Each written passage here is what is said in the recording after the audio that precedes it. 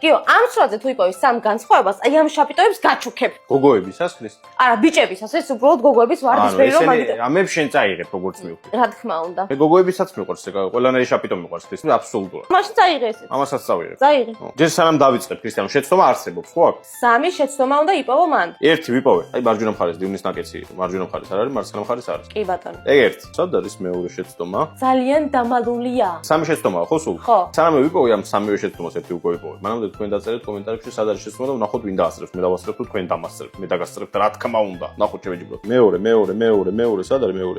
მეორე, ჩოლკა.